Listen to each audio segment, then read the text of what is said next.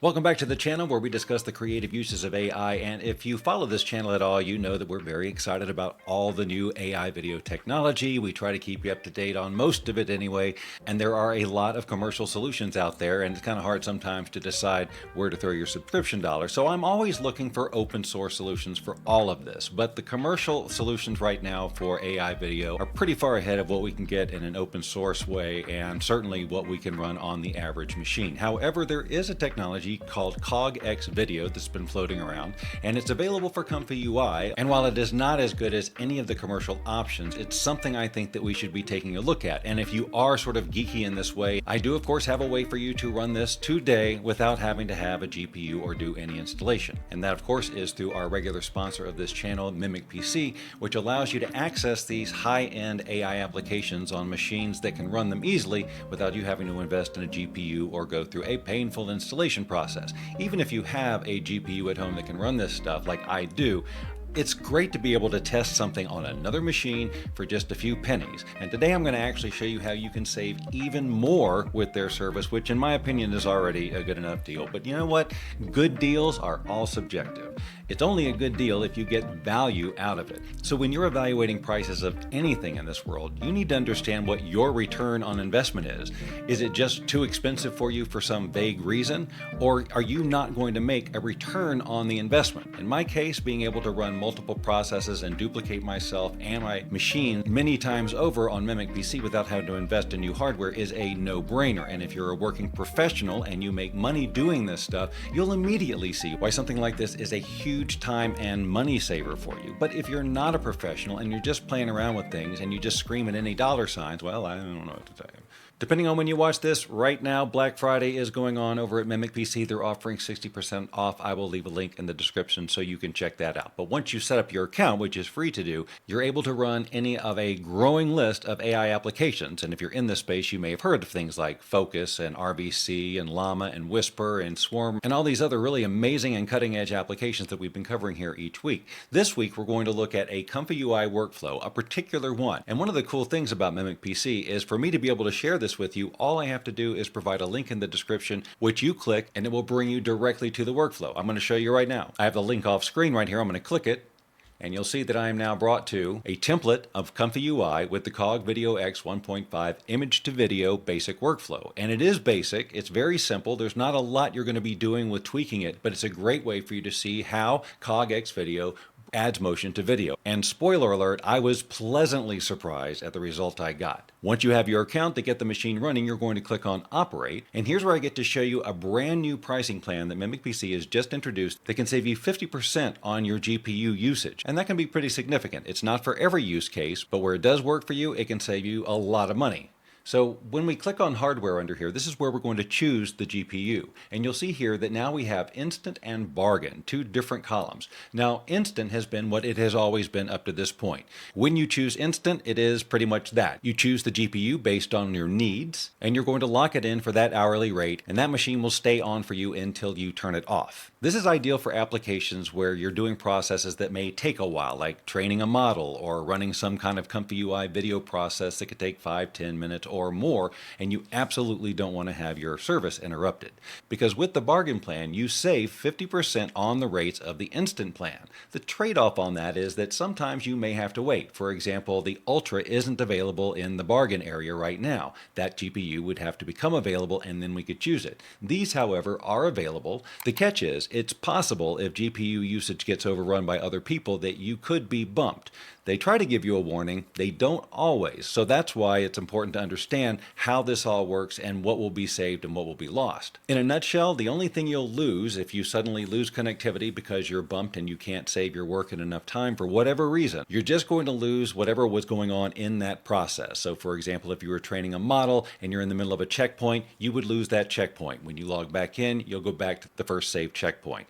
If you were rendering a long video, you're going to lose that progress. But all the workflows, the models, and all the information will still be there when you log back in, and you can continue the process process from where you left off or start it over again. That's why it's a good idea to use the bargain when you're doing something like generating images or some other processes that you know are only going to take a few minutes and you're not going to pull your hair out if it gets interrupted in the middle. If you do have processes like that, then you're going to be saving a lot of money. So if you're sitting down to generate a lot of images and you don't care if you get bumped during one generation, then I would absolutely go with that. Same goes for quick text-to-speech jobs or voice conversion jobs, things where each task only takes a few minutes and you're not worried about long processes getting interrupted. That's the time to use the bargain. Even though the generation of this CogX video was surprisingly fast for me, I thought it was going to take much longer. In fact, I had a good many expectations about the results I was going to get, and I was pleasantly surprised, and maybe you will be too. Because of the nature of CogX video, it's advised to use the Ultra GPU. So I'm going to go ahead and use that because it's not available on the bargain anyway, and I wouldn't have chosen the bargain for this in this case. If you're only going to do one or two of these, you don't really need to have the automatic extension on. But if you think you might do a few of these and you don't want to have to worry about running out of time or not noticing that the machine was going to shut down, then just go ahead and click on automatic extension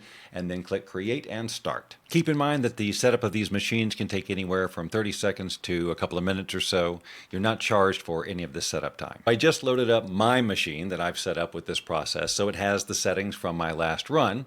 There's not really too much you need to know about this, even if you've never run ComfyUI before. It's basically about choosing the image that you want to animate, adjusting the resolution to make sure that these numbers match the resolution of your image, then just typing the prompt, defining the motion that you want to take place, clicking Q prompt, and waiting just a few minutes. I'm going to run one now that I haven't done, and I'm going to show you some examples that I have just to save time. One of the expectations I had, given everything I'd heard about CogX video, is that with people and other photorealistic images, the results can be hit or miss. And I found that to be true, although I have had some hit. So let's see what happens here. I'm not going to ask him to do anything completely crazy, so I'm just going to drag this image over here. This is a square image, which happens to be 1024 by 1024, so I'm just going to adjust these by clicking in there, typing 1024, that's it. And now I'm going to give the instruction that a man's hat is blown off by the wind in a busy city. I'm not going to change any other settings. I'm just going to click a Q prompt. The first time it runs, it is loading this model here, which will take a little bit longer, and you'll think, is this how long it's going to take every time? Well, no. The answer is no. It will not take this long every time. While that's loading, I'll call your attention to this section here where you may be tempted to mess around with these numbers and say, oh, well, I want more than 49 frames. Let's see what happens if I do that. Go ahead, try it. My guess is you're not going to be that happy if you change much of this at all. You can play with it, of course, see what you do, make a video on it, I don't care. But this is set up to give you some pretty decent results right out of the gate, and I have found that if you don't like the results you get the first time, you can change the seed, which I guess is one other thing I could tell you how to change. That happens right up here where we're getting our preview of this whole process. Control after generate is referring to the seed, which right now is set to the number 9. The reason to keep something fixed is that it allows you to change aspects of the prompt or other settings and make sure you're going to get as close to the same generation every time. But if you're not liking the first generation at all, then you can change the seed and you can have it set to change randomly every time you do it, or you can just manually change it when you feel like something's not working. This process started right after that model loaded, and from now on, when you run subsequent generations, this will just start right away and you won't have to wait for any model loads. It's not going to look like anything here for a little bit, and then near the end, it's going to look a little something like the image you sent up there, but you're going to be like, oh no, is that what it's going to look like? Nope, it's going to look much better than that. It's a good thing you're watching this video so you didn't freak out later. Now it's kind of starting to look like one of those magic eye things, right? You're starting to see something back there, but if you can't, don't worry, you don't have to cross your eyes. Just wait, it'll become clearer. See, if we put them side by side, you can kind of see the outline of the car here. You can see his hat, you can see him. Okay, I've belabored this point. Getting there. A shape forming in the mist. All right, that part has done. It has moved on to this area here where it's decoding stuff. And see, that's as good as it gets. And if you're thinking, oh, the video, no. Okay.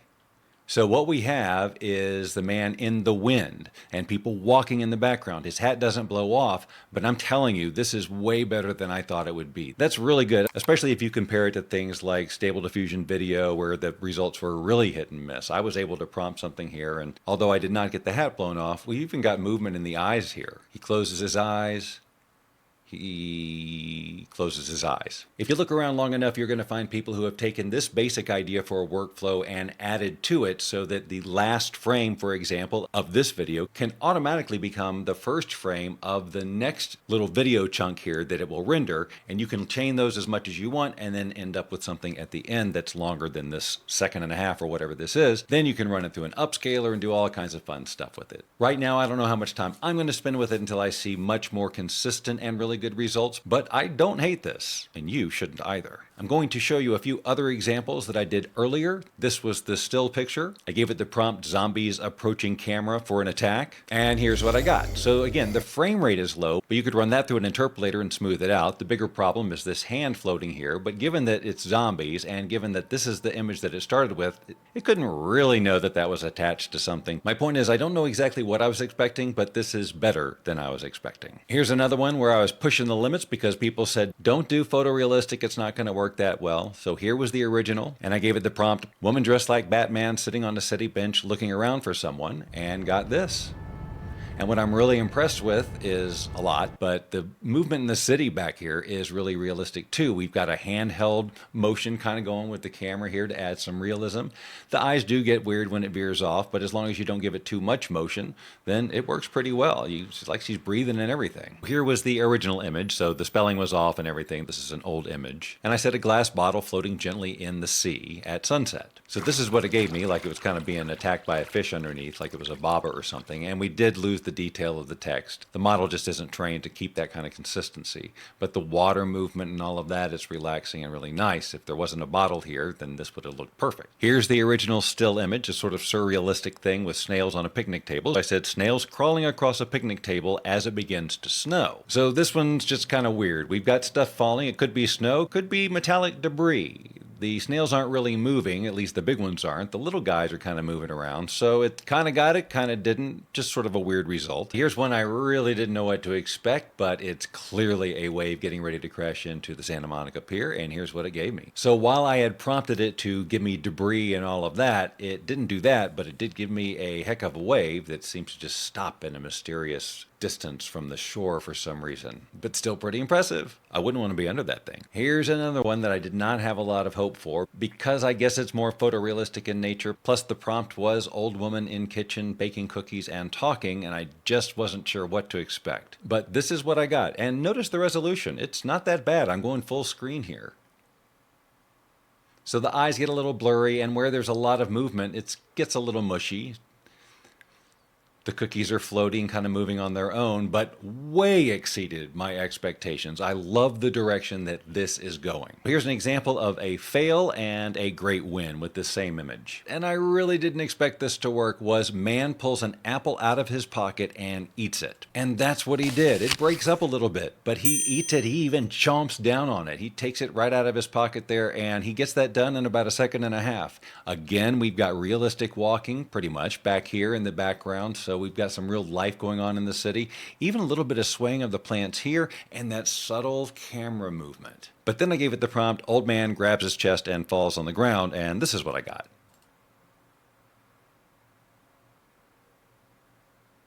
So yeah, not as good as the whole Apple thing. So while it is a little bit hit or miss, I got far better results than I expected, and I didn't have to go through a long installation process because this isn't something that I think I'm quite ready to put into my everyday workflow and thus go through the whole installation process and get it optimized for my machine. But eventually I believe that it or an offshoot of it will become a part of most of our workflows out there as we continue to look for free and open source alternatives to some of the AI video technology out there that is blowing our minds currently.